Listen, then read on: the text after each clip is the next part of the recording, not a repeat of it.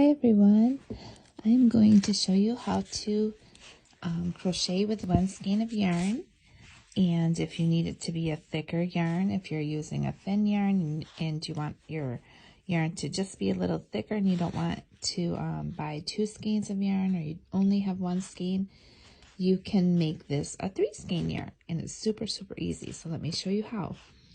It is, I believe, called an S technique.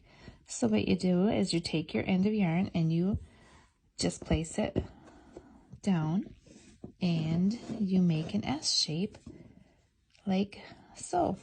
I'm not sure if you can see that, but there's my S. There's the top of the S, and then it just goes zoop, zoop, zoop like that. And then what you do is you grab that and you pinch it together like so. And now you're going to make your slip knot like you normally would. Just like that. And now what I'm going to do, and you still have these little pieces here, that's part of the S, and the bottom pieces here. I'm going to take my hook and put it inside that loop we just made and just tighten that. And then you're going to see your little pieces here. You have a loop here. What you're going to do is just grab that yarn and pull it through the loop and just pull and pull and pull. And then what that does is it makes 3 strands of yarn connected together.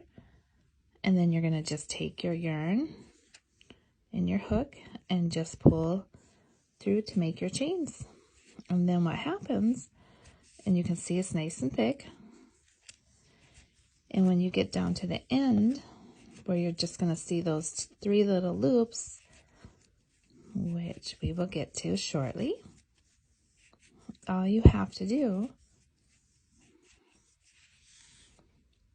is grab that loop again and grab that yarn and pull it through the loop and just keep on pulling.